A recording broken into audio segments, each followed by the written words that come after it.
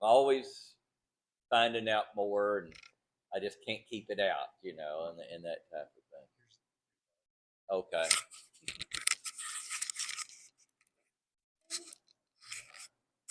Let me put this microphone on here.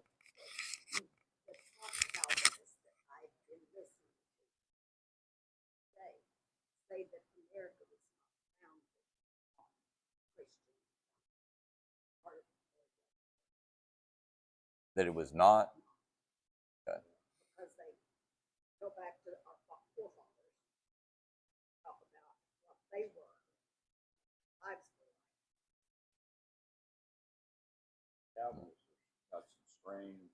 Yeah. Well, that's talking about Wesley's here. Okay, another that was kind of different about those early Methodists, uh, they really emphasized what they call, the doctrine of sanctification. And of course, we believe, in sanctification, that you're saved, and then you develop, you hopefully the Holy Spirit makes you have more of you conform more of yourself to the Holy Spirit as you grow, as a Christian, and that sort of thing. But Wesley's, they said you could rid yourself of sin, that you could be completely sanctified. Not that it actually happened with anybody, but he said, I guess it was a theoretical possibility, suppose. And he opposed the slave trade and slavery. He wrote a book called Thoughts Upon Slavery. And he said, liberty is the right of every human creature. As soon as he breathes the vital air, and no human law can deprive him of that right, which he derives from the law of nature. And he was friends with a guy named John Newton and a guy named William Wilberforce. Now, Newton, that I'll go ahead and just talk about him now. He was a captain of slave ships, and that was his job. Was to be the captain. They go over and they would make the deal with. One thing we need to know about the slave trade: they did not go into Africa and trap slaves. That is a myth. What they did is the slave ship would come up to the coast, and the chiefs that had captured slaves from other people from other tribes, they were already slaves when they were put on the ship. Uh, uh, and so, but the slave trade, the transatlantic slave trade was something different about slavery. It was horrific. I don't. They estimate a fourth of the people did not make it across the Atlantic. Now, to be sure, if your ancestors came from England or Scotland or Ireland or whatever, they were fortunate to get here, because at that time, crossing the Atlantic in just a regular boat was people died, but not at this rate, 25%. And so John Newton, now he was exposed to Christian doctrine, Christian teaching, and that he rejected he felt like it was all true, but he felt like he was so what he had done, being the captain of a slave ship and all the horrible misery that he had caused and everything, he was beyond salvation. Okay?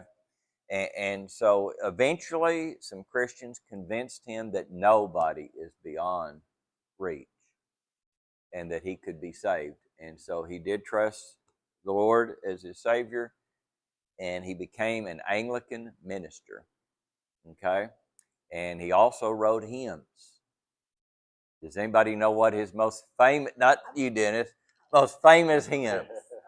Amazing Grace. So if you know the history of John Newton, that song I think means more to you that way. Amazing Grace, how sweet the sound that saved a wretch like me. Now, a lot of times the modern versions, they change that word from wretch to soul or something like that. Yeah. But the point was, John Newton didn't feel like he was worthy of anything. It was amazing grace that he could be saved. So he became a mentor to a guy named William Wilberforce. Now, William Wilberforce was a member of Parliament. And Wilberforce thought about entering the ministry. But John Newton said, I feel like you can do more for the cause in Parliament than you can in the ministry. And so Wilberforce stayed in Parliament. He was good friends with William Pitt, who eventually became Prime Minister, okay, the younger. There's William Pitt the elder, and there's William Pitt the younger. But anyway, they were good buddies. But because of that, he was able to introduce a bill outlawing the slave trade in the British Empire. Y'all may not know this, but 2 times the Virginia Assembly in colonial America voted for gradual emancipation of slaves, and 2 times the British government vetoed it. So, you know, to hear the average person, they think the United States invented slavery that didn't exist anywhere else in the world. And then all of a sudden in America, the abolitionist movement really had its start in the colonies and spread. But here we go with Wilberforce. The first time they voted on his bill, he got 16 votes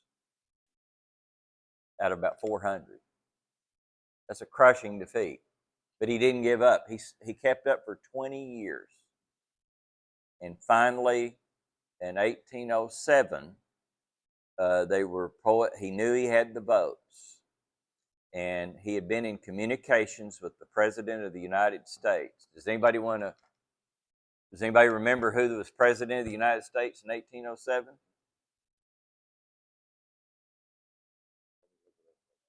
No. Thomas Jefferson. Thomas Jefferson and William Wilberforce had been in letters for years. And so they began to try to coordinate. See, because the Constitution allowed Congress to abolish slavery in 1807, they could take a vote, and it would go into effect January 1st, 1808, I think. So they wanted to do it on the same day.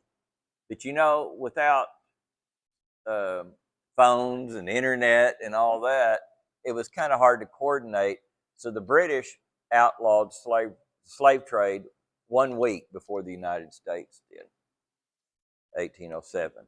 And so when he finally came to a vote, there were 16 people voted against it. It gone from persistence, 20 years of persistence. It had gone from 16 for it to 16 against it in 20 years. And so they were Anglicans, but they were really affected by the Wesleyan revivals. Now, Wesley, as I think I mentioned last week, rode 250,000 miles estimated on horseback and preached 40,000 sermons in his life. He spoke against alcohol. The Methodists were very much against alcohol. That was, at that time in history, the churches really didn't have much to say one way or the other about alcohol. It was the Methodists that really took up the torch, so to speak, against alcohol, because it was a real problem, in those days. Now Whitefield, that we're going to talk about here in just a second, he and Whitefield eventually had a falling out over some doctrinal issues. And this is what Wesley said about that. There are many doctrines of a less essential nature. In these we may think and let think. We may agree to disagree. But meantime, let us hold to the essentials. Okay. So Wesley, he dies an old man. It seemed older to me a few years ago than it does now. He was into his 80s before, which was a long life back at that time. But out of the Wesleyan movement came the Methodists, United Methodists of the United States, and there's a world of associations. The Methodist Church of Great Britain, the African Methodist Episcopal Church, because they came out of the Church of England, and the Episcopal Church was the American version of the Church of England after the Revolution. There's a Wesleyan Church. There's the Free Methodists. The Church of the Nazarene came out of the Methodist movement. They're kind of they're Methodists is basically what they are. What Methodists used to be. Yeah.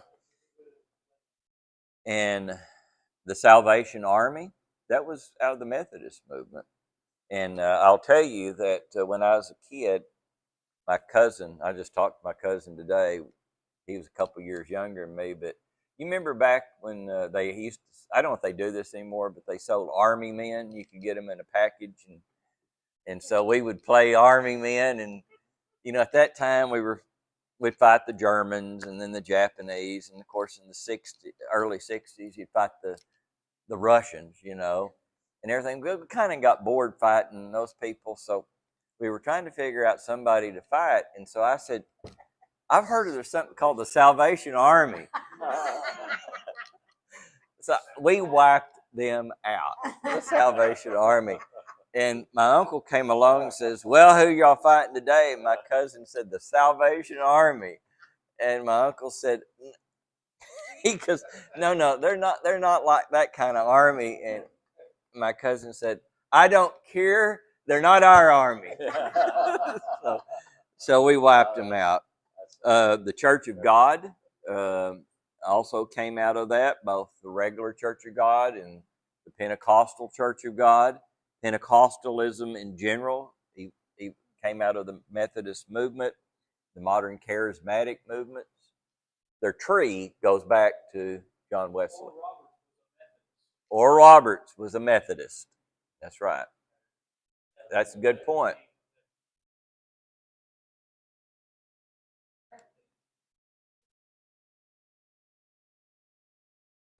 And he was an all-state basketball player.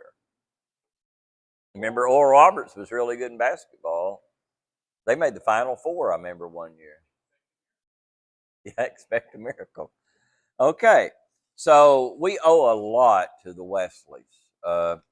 One reason that, they had the French Revolution, and I'm telling you, secular historians will agree with this, that one of the reasons that the madness of the French Revolution did not spread to England was because of the Wesleyan revivals. It is estimated 2.5% of the population of England were converted by the Wesleys. Now that's amazing statistic. What would 2.5% of the United States be? That'd be a lot of people. Yeah, about 20 million people or so. Okay, so now I'm having to pass over some things, but there was a Welsh revival which laid a lot of the groundwork. One of the things, finally, on Wesley, he talked a lot about that it was an expression that I heard a lot when I was young. You don't hear it much anymore, is the new birth. That was a Wesley thing, talking about the new birth, that you're born the first time, then you're born again, the second time. And I remember Billy Graham used to use the term the new birth a lot. And that comes from the Wesleys and so on. So the holiness movement comes from that. Okay, now let's talk about American Christianity. We're on page 13. Does anybody have a question on what I've covered so far? Okay, and I'll try to copy off that stuff about the Wesleys and everything.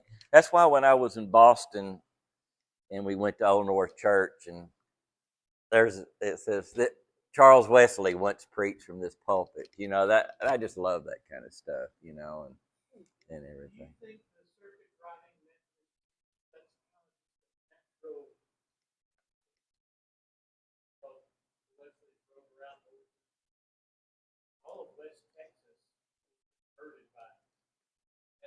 Oh yeah.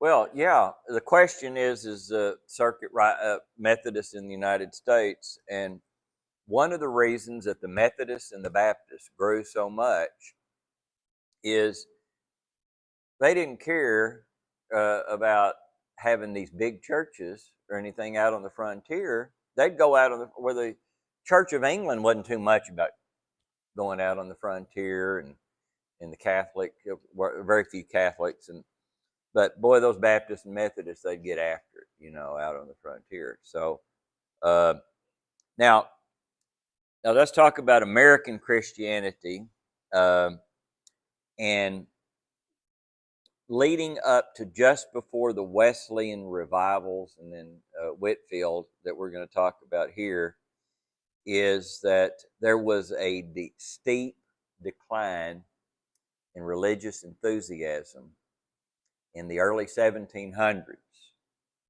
And what caused this? Well, I think there's several things. One was the Enlightenment. As I may have mentioned, there was kind of like two wings of the Enlightenment, what we would call a conservative Enlightenment and an atheistic Enlightenment. John Locke, who he was the guy that Thomas Jefferson based a lot of the wording of the Declaration of Independence on him. John Locke he wrote a book on miracles, defending the doctrine of miracles. And so he's kind of, even though he's an Englishman, never came here, he's kind of one of the founders of America, okay? And it was John Locke who came up with the expression, y'all may have heard it before, the Bible is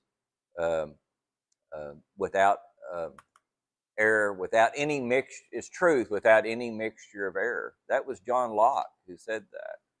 So I don't want to give the impression that everybody in the Enlightenment was an infidel or anything like that, but there was this other wing of the Enlightenment that produced a religious belief called deism. Now, the deists, they took the idea that clearly there's something caused all this to happen. It didn't just happen on its own. They believed there was a God who created, or some superior being who created the universe, but he doesn't intervene in human affairs. And some added he's final judge. Now, what's he going to judge you on?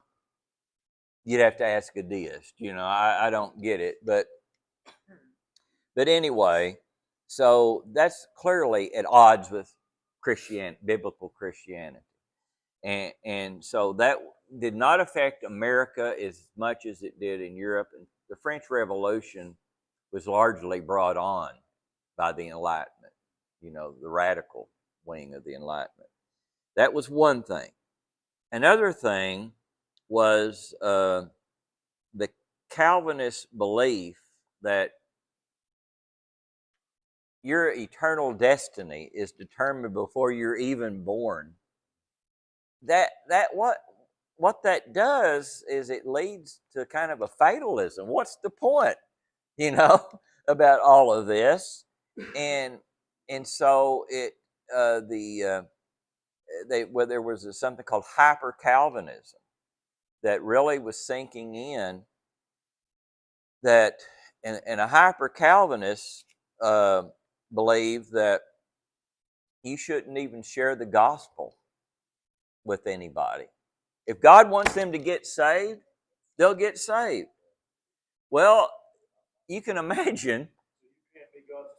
No. Even though the Apostle Paul went all over the Roman Empire, preaching. There's a church in Oklahoma that quit singing "I've decided to follow Jesus" because they thought he couldn't decide. He couldn't decide it, yeah.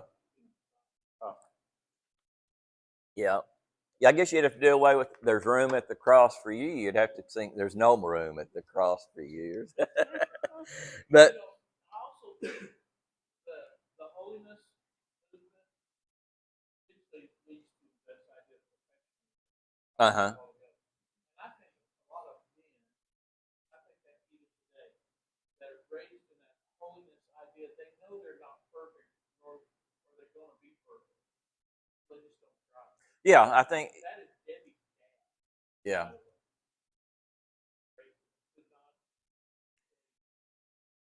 Which obviously was not what the Wesleys were teaching, but it would affect some people that way.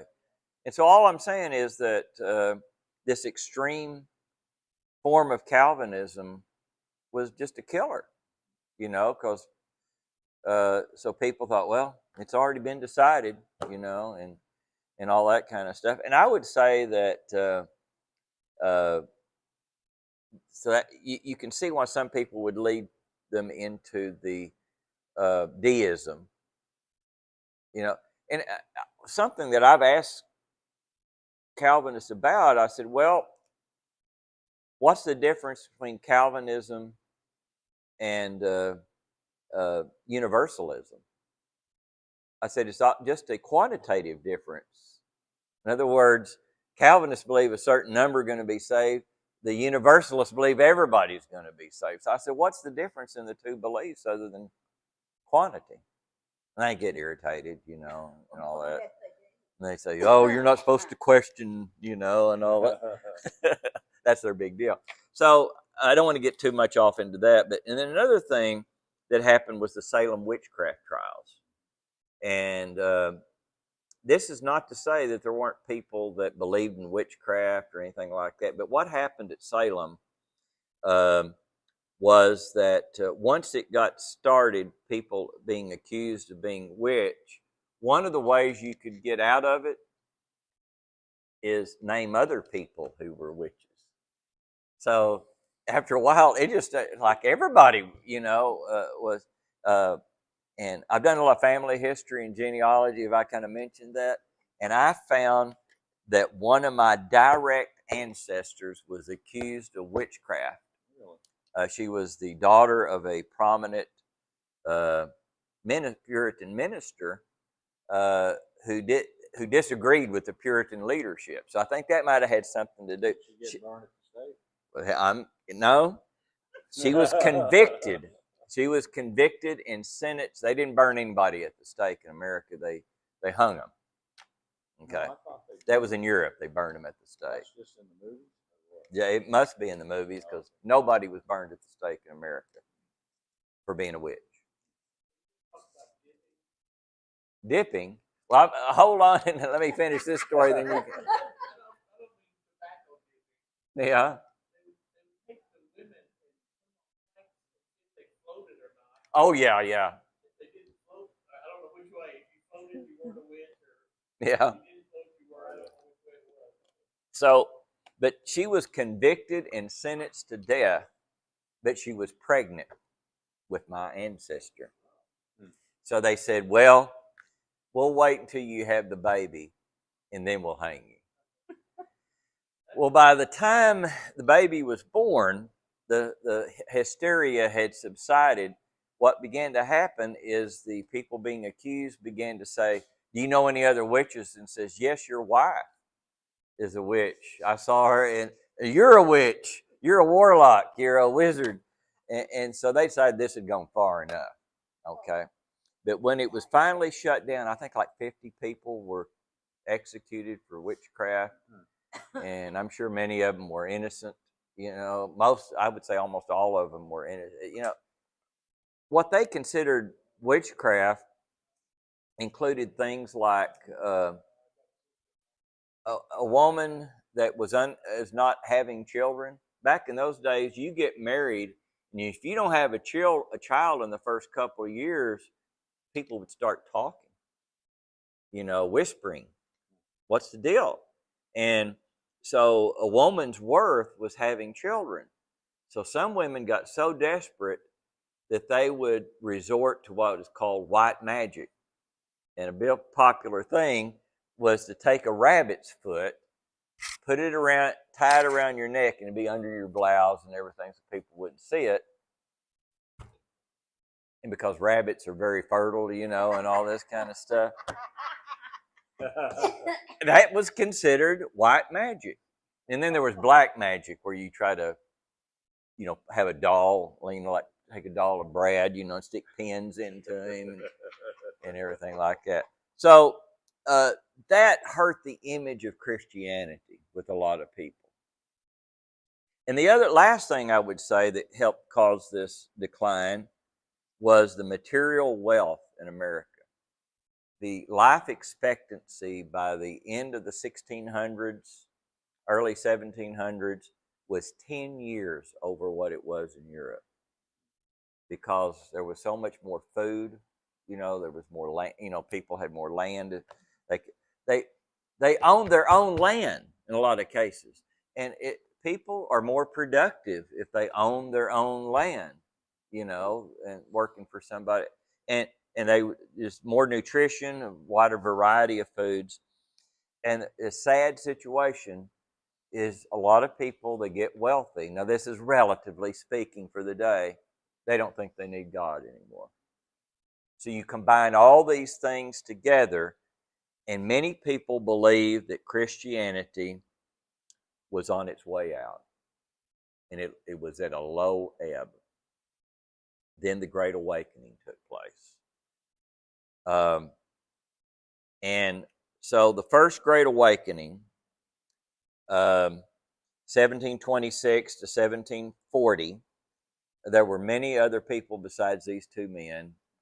Jonathan Edwards, he was the pastor of a church, I think Northampton, Massachusetts. He was a Puritan minister. But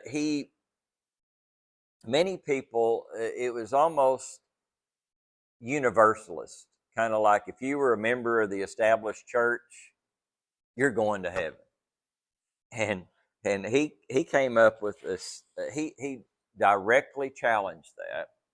He said, just because you're in church doesn't make you a Christian any more than being in a barn makes you a horse.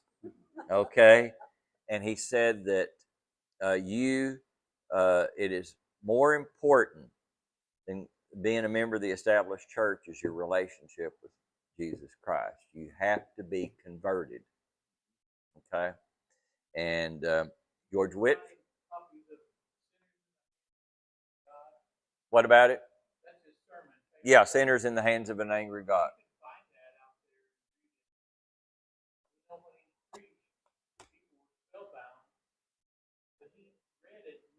He read it in a monotone. But the words, in the you are like a spider hanging over the fire. God, you're loathsome to God. He wants to drop you into that fire, and people would have emotional outbursts, and they and everything, and so what happened was other preachers began to preach like Jonathan Edwards, and it began to spread. And so just as it seemed like it was dying down, here comes George Whitefield.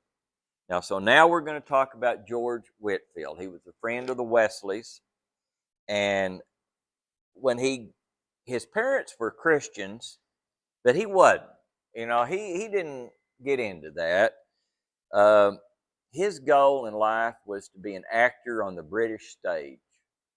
because, you know, today boys might grow up thinking they want to be a lawyer, a doctor, you know, a football player, you know, whatever. Well, at that time, a lot of people wanted the glory of being on the British stage. You know, this wasn't long after Shakespeare and all that kind of stuff. So he studied acting. Now, you know how it is, though. If you're an actor, before you get going, you have to do something for a living. So he was also an actor and a bartender. Okay, so that's what he did. And he he had a friend who was now he wasn't really an atheist, but he was kind of like, I guess, most people. You know, they're deists, or, you know, they believe there's a God, and that's about it. But he didn't really think too much about it. He had a friend that was an out and out atheist, which was unusual at the time. And he didn't see the guy. The guy moved on. And then George Whitefield, he was traveling, and he stayed in one of these roadside inns. And and of course, back in those days, the walls were pretty thin between the rooms. So he's trying to go to sleep, and all of a sudden he hears this guy yelling in the next room. He goes, "I don't want to go to hell. No, please, God. I don't want to go to hell. I'm going." That'd be kind of hard to sleep, wouldn't it? You know? And then finally the guy quit yelling. The next morning, Whitefield went down into the lobby area where they were going to serve breakfast. And the guy said, "What'd you sleep real well last night, Mr. Whitefield?" And he says, "No, I couldn't sleep. There was some guy in the next room yelling." And it turns out that was his friend who was an atheist. And that had a lot of impact on Whitefield. So he goes to Oxford. So was this guy dreaming, or did he die? He did die. He died. Yeah. So I don't know where he wound up. I can't tell you that. They wake up the next morning and he's passed. That's correct. So he goes to Oxford. He gets in with the Holy Club, the Wesley brothers, and Wesley convinces Whitefield to go to America. And Whitefield says, "I can't do that. I'm preaching." He was successful in England, and he said, "I've got this field here," and Wesley said, "We'll take care of it. I feel like you ought to go to America." So he comes to America. I think he came to America like 4 times. But what he did is he began his preaching. He didn't preach in churches. He preached everywhere, you know. And he went to a printer in Philadelphia, and he would have handbills printed to advertise that he was going to have this outdoor preaching service. Does anybody want to guess who that Philadelphia printer was? Benjamin Franklin. And Franklin liked Whitefield. I mean, he was a steady income, you know, and everything. But when he preached, like I said, he had acting, and he would put on a show. And you got to remember, this was a day when they didn't have much to do for entertainment. And so when Whitefield would come to town, word had gotten around, "You got to go see this guy." He would get up there and he would entertain, but he would also be preaching a message. Now, one thing he had to overcome was the hyper-Calvinists. They said, "This is wrong. Mr. Whitefield, who told you that you could get up there and preach and share the gospel? If God wants those people saved, he'll save them." And he just rejected that. Okay. And they said when he didn't give what we would call invitations today, but he did say what you needed to do to be saved. Did he have the morning? No. The Methodists did. He's a Methodist, but that was the Wesleys that did that. Yeah. And so they said when he preached he went up and down the colonies. I mean, he preached from Georgia up to Massachusetts. And when he preached in Boston, has anybody ever been to Boston? Okay, Boston Common was a lot bigger back then than it is now. Thousands of people were there. And they said after he finished preaching, that all night long there were people in the darkness. You could hear people all around praying to receive Christ as their Savior, you know. And so he would move on to the next town. And this continued, and other preachers took up the deal. He preached to 30,000 people at a time. And one interesting thing that happened is, remember, he was an Anglican, Church of England. And the Church of England did not immerse. They sprinkled. But the people who showed up at his services, most of them were unchurched. And so when they got converted, they started looking for a church, and most of them were weren't comfortable or weren't welcome in a lot of the established churches. So this caused the growth of the Baptists and the Methodists, which the Methodists were kind of connected with him anyway, okay? But there were so many of his converts becoming Baptists that Whitefield made the comment, "I guess all my chickens have become ducks."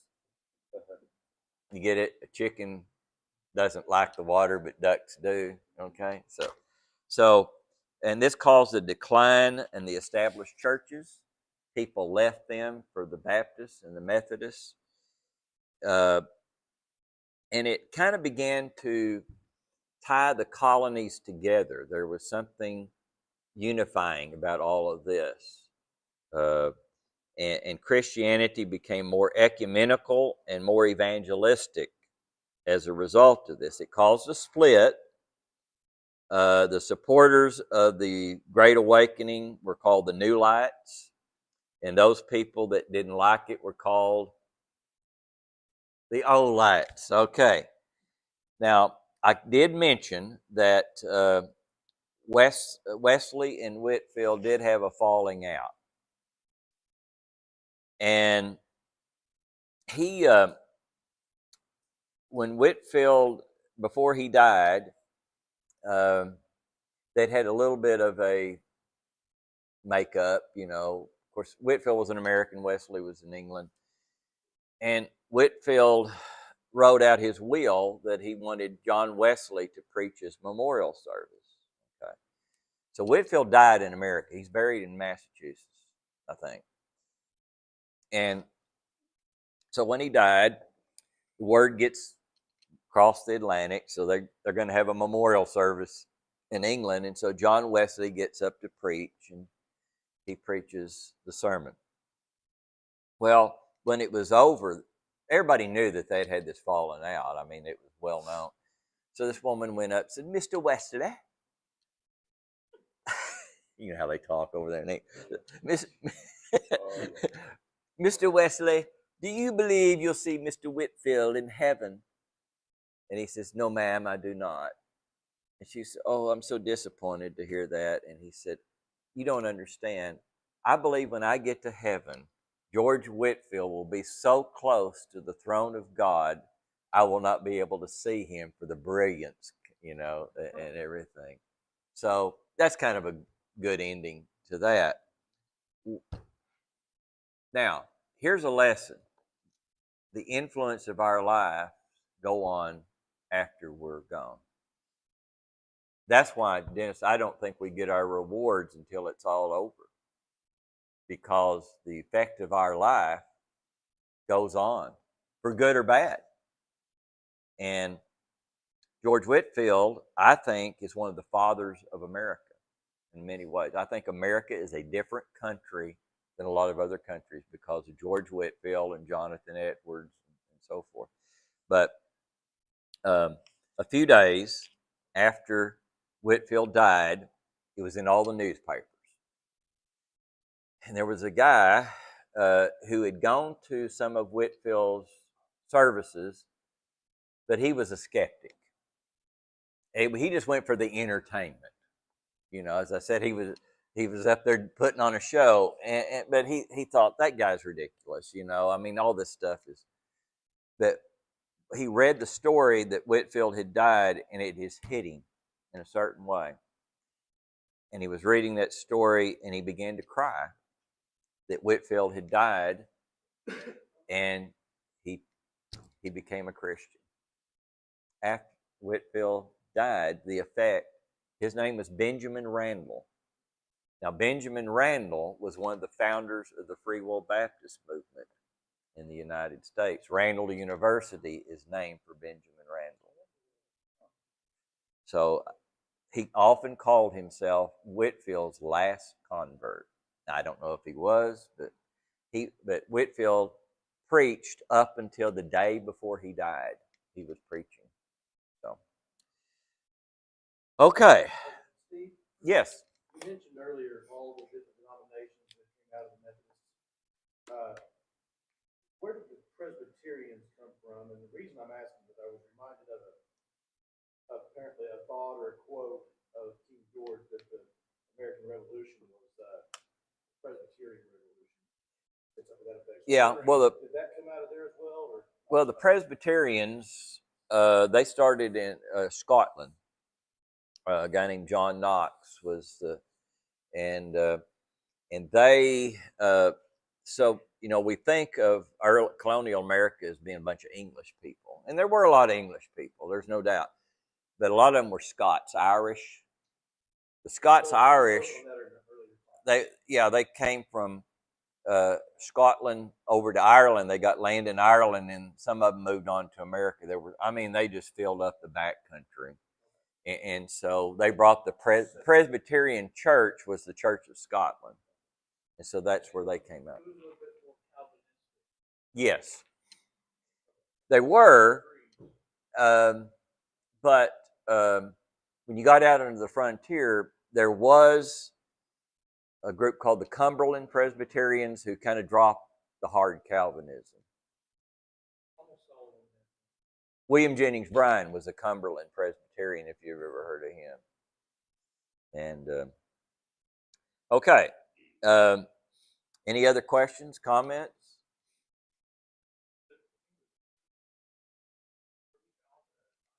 Yeah.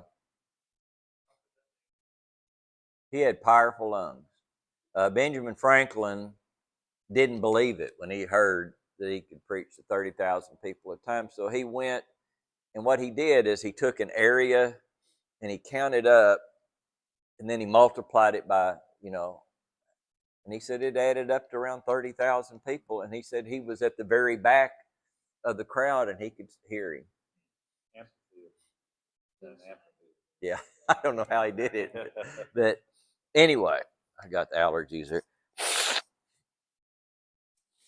Okay, we ready for now? So the history of American Baptists, I've already touched on it. George Whitfield was very important in the history of American Baptists, as I've already kind of mentioned. But South Carolina was the origin of Southern Baptist history. And when I say Southern, I don't mean Southern with a capital S. I mean small s, Southern. Baptist history in the South. What happened is that the King of England granted a charter to 8 of his friends who had helped finance his restoration to the throne. So they named the colony the Carolina. That's the feminine form of Charles. Okay? And so Carolina eventually is divided into 2 colonies because it was so large, physically large, North Carolina and South Carolina. Okay, so, but one of the problems that they had was people didn't want to move there because these 8 guys owned all the land. And why move from Europe if you're going to get back into the old feudal type system, so they were going elsewhere. You know, they'd go up to North Carolina, they'd go up to Virginia, out in the frontier, Pennsylvania, out in the front, you know, that kind of stuff. So eventually, they changed the charter, and they to grant religious liberty in South Carolina. They still had the established church. The Church of England was the established church in South Carolina, but you had religious liberty in South Carolina. You could be any religion you wanted to be in South Carolina. So that helped a lot of Baptists move there. And so in 1682, the First Baptist Church in the South was the First Baptist Church of Charleston, South Carolina. And in the early years, the Baptists welcomed blacks into their congregations, whether they were slave or free. And in fact, they even licensed black preachers in these Baptist churches. What you would have is, we think of, this is a good time to make this point, is we think of segregation. That came after the Civil War. Before the Civil War, everybody went to the same congregation. It wasn't until after the Civil War that blacks began to break away, because they were dominated in the white church, so they wanted their own congregations and everything. But at this time, a lot of times you'd have a white preacher and you'd have a black preacher and all this kind of stuff, and sometimes the white preacher would be sick or something and the black preacher would get up and preach, and that's just the way it was. Now, eventually, because Baptists were drawing from lower income people, they didn't own a bunch of slaves. But as time went on, as they became more prosperous, there were there were Baptists that began to own slaves, and so the attitude towards slavery began to change. I know you're finding it hard to believe that people's attitudes can change and that sort of thing. So they began to kind of be more ambivalent about it. But the Baptist characteristics, independence of each congregation, with some associations for missionary work. They were for religious liberty. They were responsible for Jefferson's letter on church and state, which I'm going to talk about in just a second. And as far as Calvinism and Arminianism, there were both kinds of Baptists. And it's kind of like you throw them together and start mixing it up. And so you kind of come out with something that's kind of in between the two poles. And that was real common. Baptist preachers, the history of Baptists in America, like you think, well, why aren't there more Baptists in New England? Well, except for Rhode Island, it was against the law to be a Baptist preacher. They would whip Baptist preachers in the street. Really? Yes. For disturbing the peace. That's what they were doing when they were preaching. Now, I've known a few Baptist preachers I would say are disturbing the peace, but generally speaking, that's not the case. But and so there were two men, Patrick Henry and James Madison, that defended some of these Baptist preachers. But that was the situation. Now, so let's look at this about Jefferson's letter. In Connecticut, the Congregationalists were the established church, and they were the ones whipping the Baptist preachers, and they would persecute Baptists. And one of the, you ever heard the term meeting house? Okay. One of the reasons that they used the term meeting house is it was against the law to call it a church. So they call it a meeting house. It's we're the church. We got the church, the Church of England or the Congregationalists. Y'all are just in a meeting house over there, and that was the case in Charleston. It wasn't taught completely religious liberty that they tolerated the Baptists as long as they just had a meeting house instead of a church. Okay. And so what happens is, after the independence of the United States, and you have the Constitution and the First Amendment, okay, there was a rumor that the Congress was going to make the Congregational Church the established church of the United States. Well, the Danbury Baptist Association, and that's the way Baptists would associate. They would have associations. They did, each congregation would elect its own officers and all that, but they would associate for like mission work and stuff like that. So the Danbury Baptist Association wrote a letter to President Jefferson, and they pleaded with him not to allow the establishment of the Congregational Church for America. He sat down and wrote them back. Now, today, you're not going to be, if you wrote a letter to the President of the United States, well, I'm not talking about this President of the United States, he certainly wouldn't be able to answer it, but it's okay. Sorry about I put that in there. But that's right, it's out there. But presidents aren't going to answer people's letters unless it's something very unusual. They might bring it to him and say, But Jefferson read his own mail.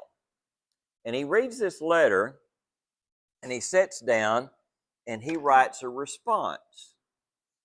And he basically said, you have nothing to fear because the First Amendment has erected a wall of separation between church and state.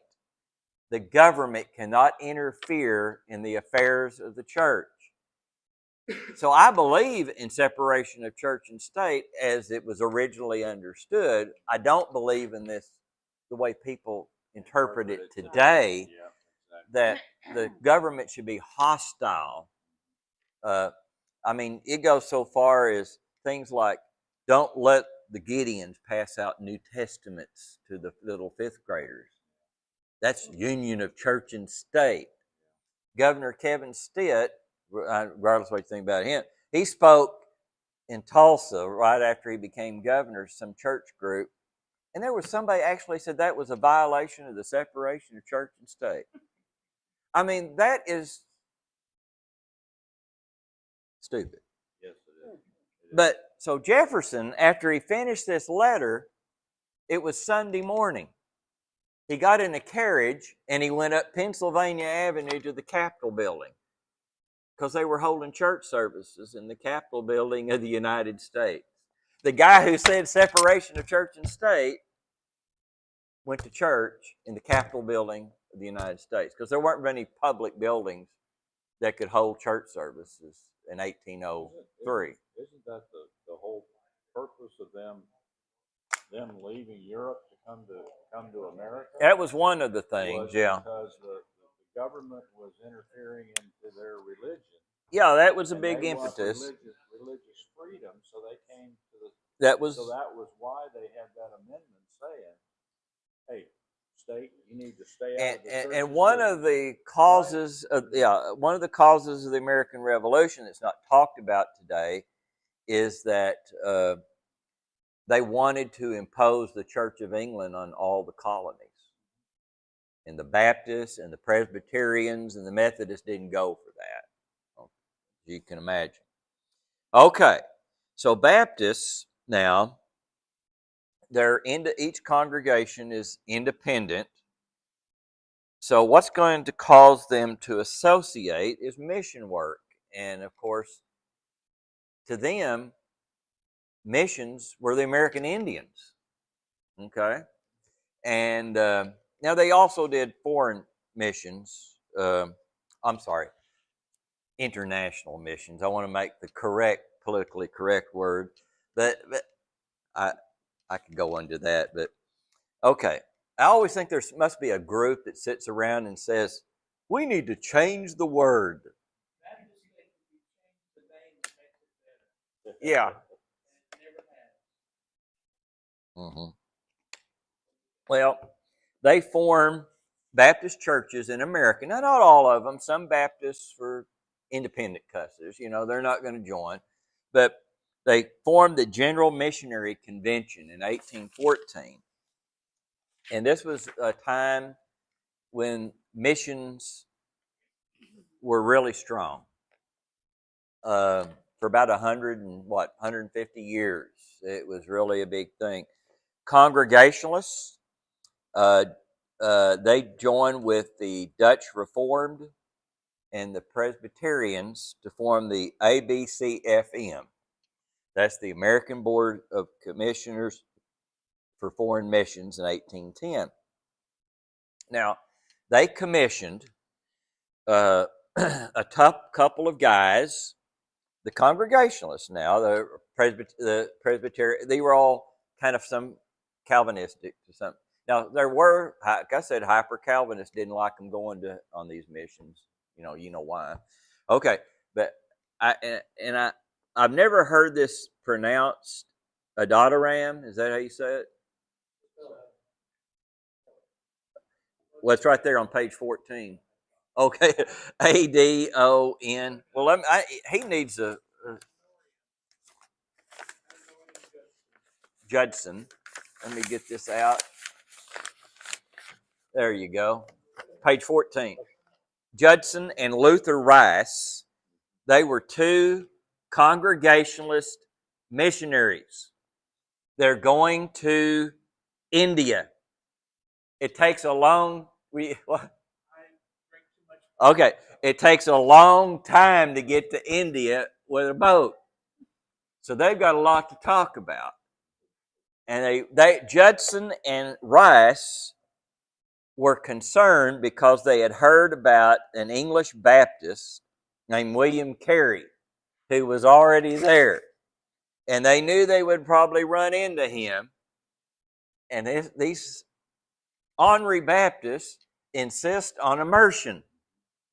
And so they said, we better study up so we can combat Mr. Carey.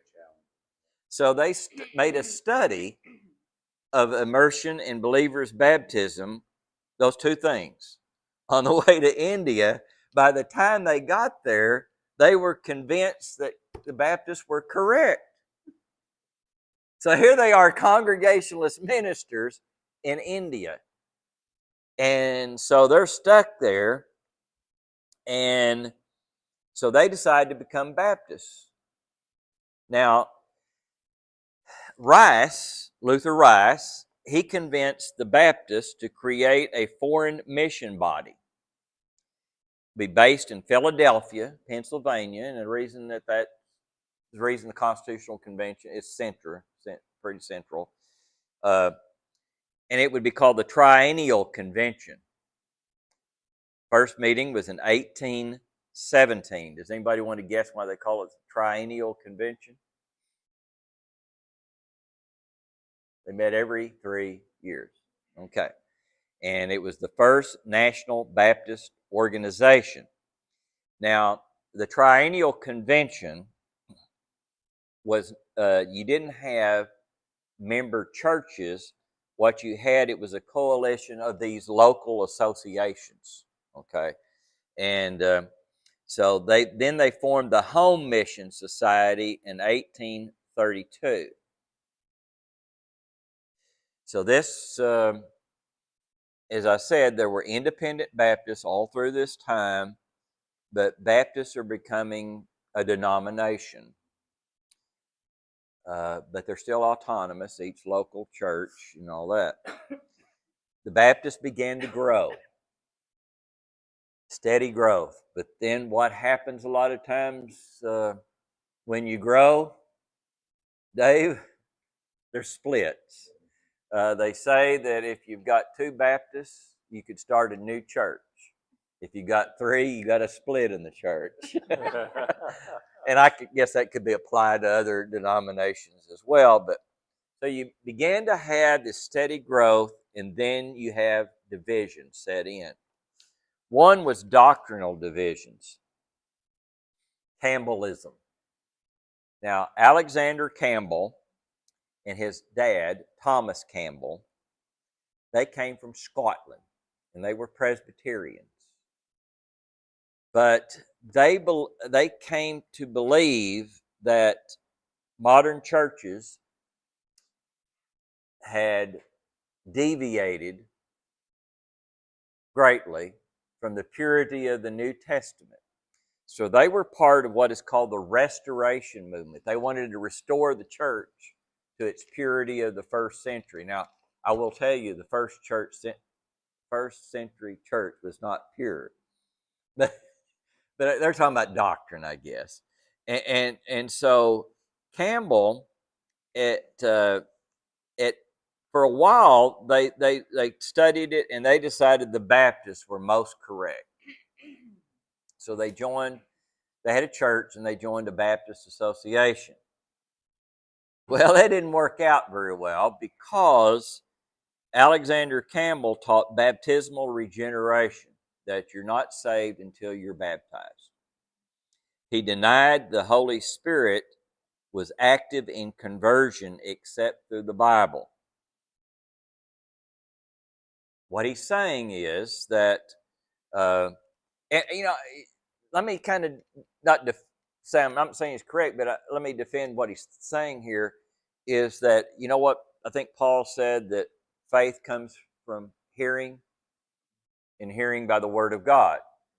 And so there he had a little bit, there was some, that was caused some tension there.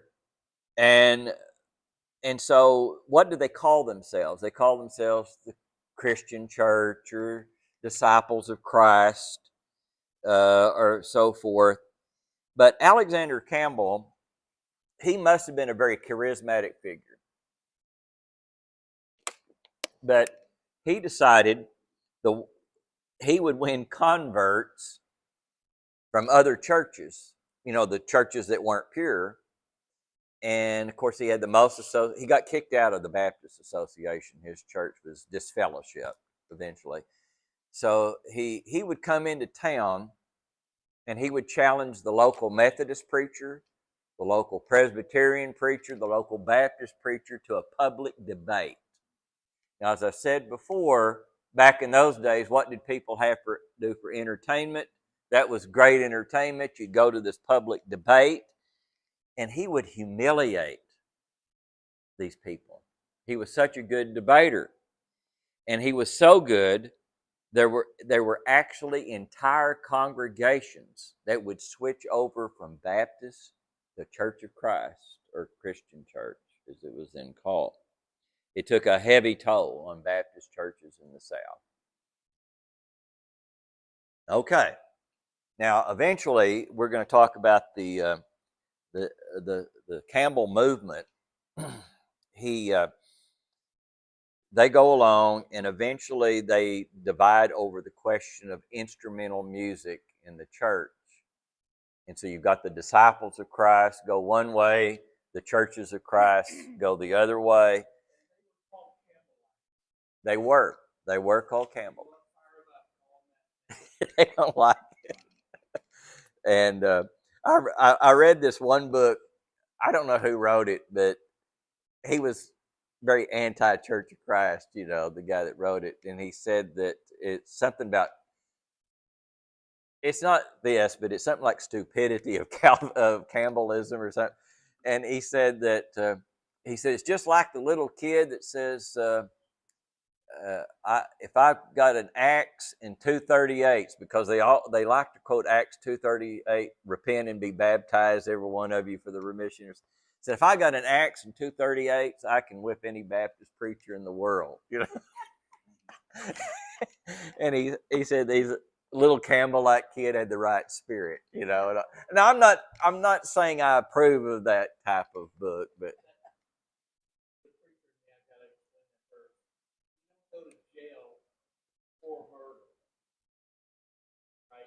Mm-hmm. That core in that verse is positive. Mm-hmm.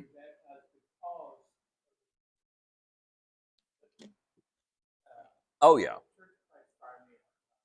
Yeah, they're pretty. So that was one thing that hurt Baptist growth. Then there was the anti-mission movement.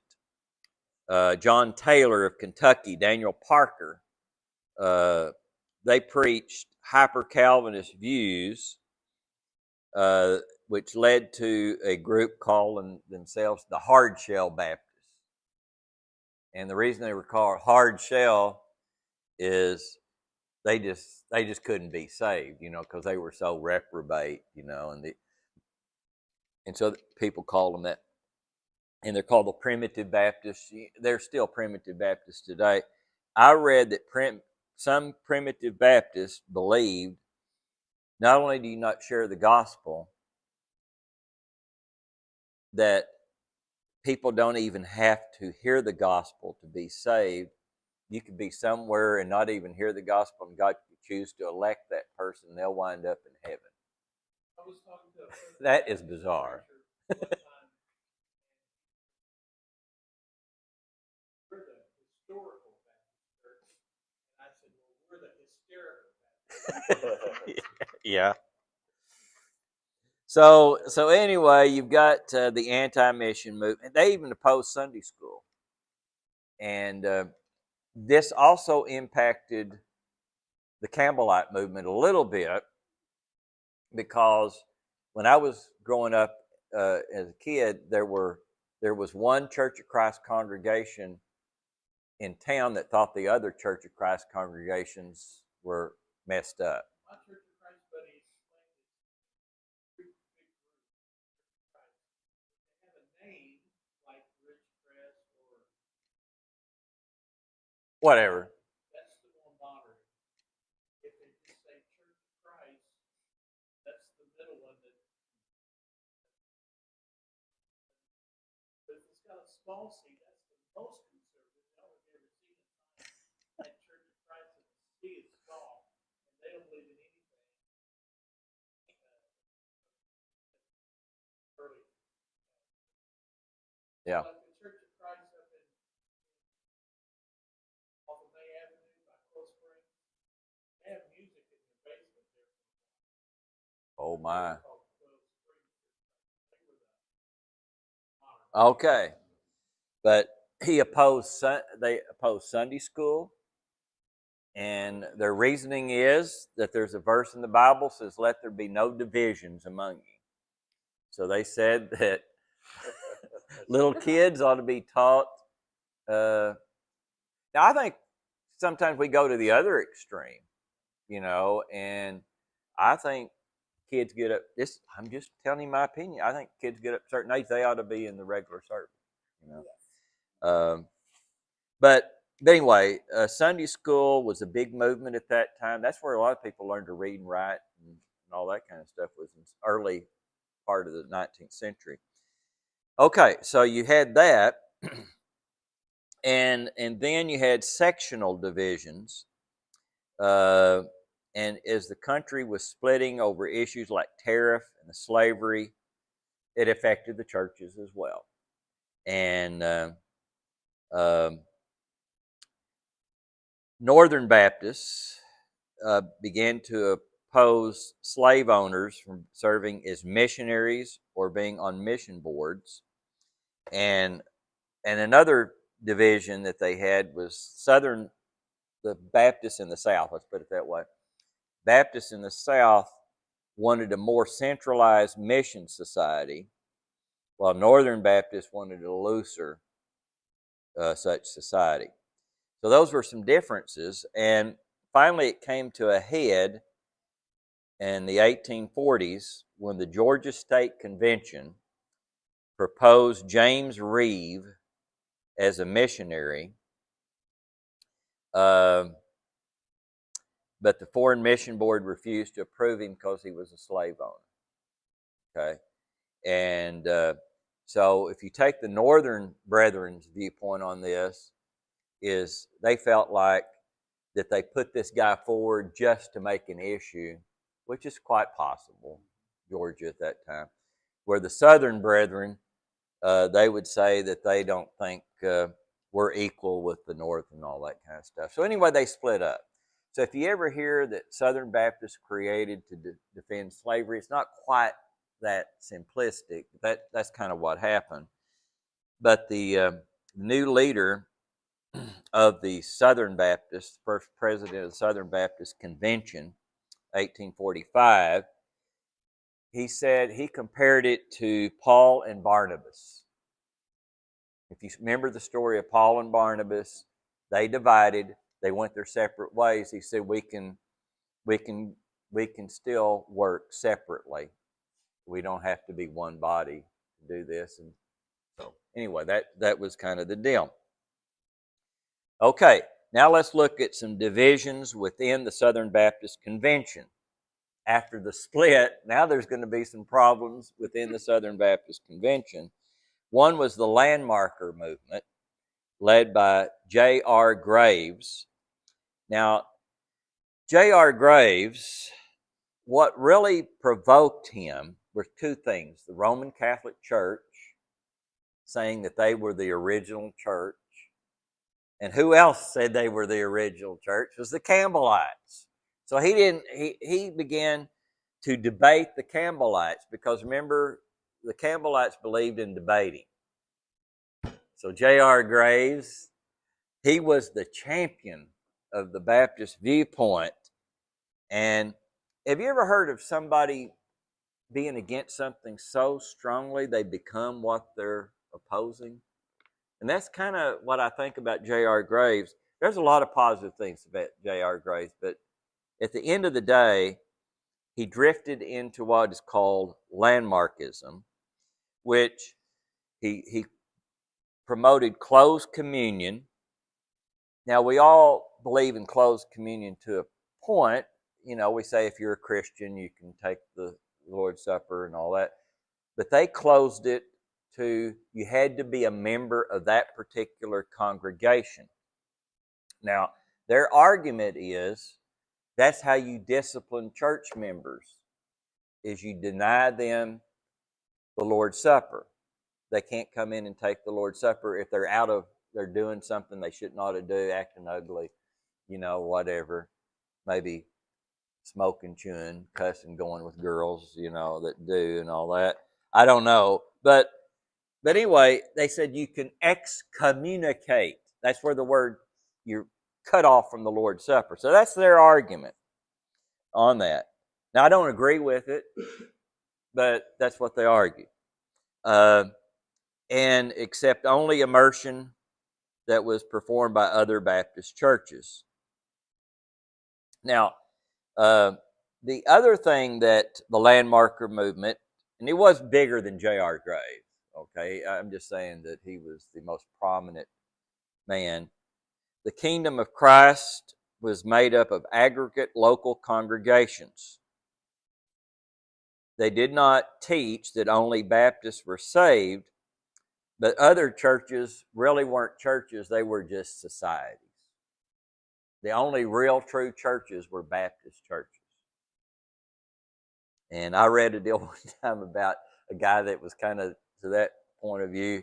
He said that the Baptists came from John the Baptist. And if you're not a Baptist, you better have a good reason for not being a Baptist when you face God. Now, I'll have to admit that John the Baptist was a Southern Baptist because he was born in the southern part of the country. So, and then they believe there's been an unbroken chain of Baptist churches from the New Testament to the present day, that you could trace it all the way back to the apostles. Here again, it's that they were kind of overreacting to the Catholics and the Campbellites, I think, is what happened. And you can for years in Baptist bookstores, when they used to have Baptist bookstores, you could buy The Trail of Blood.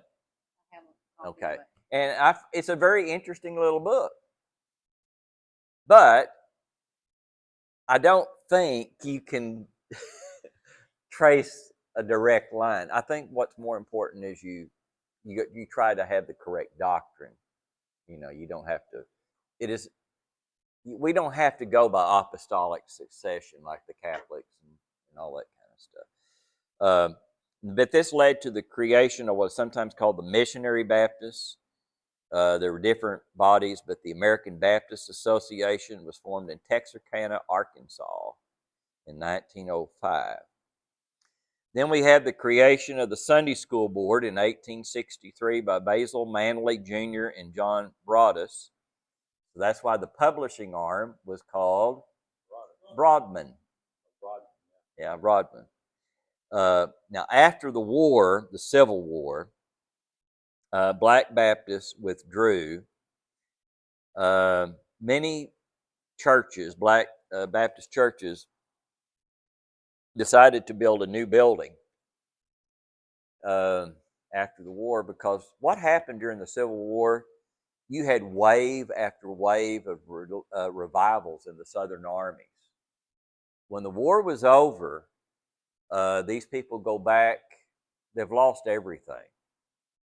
I mean, they've lost the war, they've lost their farms, they've lost everything. The economy of the South was devastated, and it didn't recover for decades, really. So, I think people became closer to what was important, eternal things. And so Southern Baptists, here's an amazing statistic. The Southern Baptist Convention grew faster than the population of the United States for a while. That is amazing. So they built new church buildings. Yeah, right after that generation right after the Civil War. And so Black Baptists began to withdraw, and a lot of white churches would give the blacks their building. We're moving out, so you can have that. And so that's when the segregation set in the churches. And they formed an organization called the National Baptist Convention. Now today, a lot of these churches are dually aligned. They're both in the Southern Baptist Convention and in the National Baptist, and so on. Theological education began 1859. Southern Baptist Theological Seminary in Greenville, South Carolina. J.R. Graves was involved in that. After the war, it was moved to Louisville, Kentucky in 1877. Southwestern Baptist Theological Seminary was formed in Waco, Texas, as part of Baylor in 1901. It was moved to Fort Worth, Texas, at the urging of, mainly because of the influence of a man by the name of J. Frank Norris, which we'll talk about. He's a very interesting character.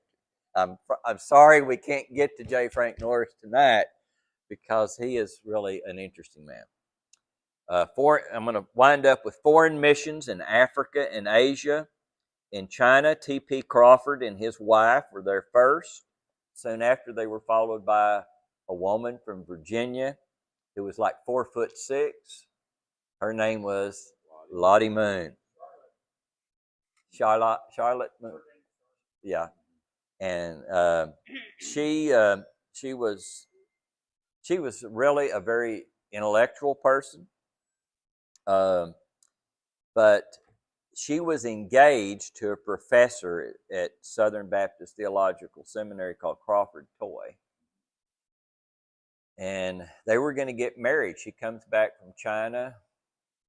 He comes back from Europe. He'd gone to Germany to get some additional education. And he came back and he believed in evolution. He believed Bible stories were fables. And she broke the engagement. There's too much more to say about Lottie Moon here, so I think Southern Baptists don't have saints, but I would say the first one would go into that would be Lottie Moon, would be one of the first, and so on. I don't have time to talk about her tonight, but next week we'll finish up, and I'm sure grateful you guys come. And has anybody got any last thoughts or? Bill of Rights. I'm trying to think there's some Baptist influence in the Bill of Rights. There was. There was. Yeah, they had influence over James Madison. Put religious liberty in the First Amendment. No doubt about it. I was going to ask, How do we know that? Where is that recorded that Jefferson went to the White House for church right after he pinned I need to look that up. Where I read that years ago, and I don't remember where I read it, but Prayed for the country. yeah, Jefferson was an interesting man. He was certainly not an Orthodox Christian, but I tell you what, I think Jefferson. This is just my theory. I think he overreacted to the extreme Calvinism of his day. Look at the places where Calvinism is dominant, like Switzerland, Scotland, New England. Those are the lowest church attendance areas that they're parts of the world where Yeah. I mean, below, like I think they're all 11%. So I think what happened in England, the reaction against Calvinism caused places like Oxford, Harvard, and Yale. There was a reaction there. Calvinism, they just do the baby out with the water. Yeah. Amazing to me, the lowest places of attendance is Calvinism. Yeah. All right. Thank you guys for coming. One more week. You want to come back and hear about J. Frank Norris next week, let me tell you.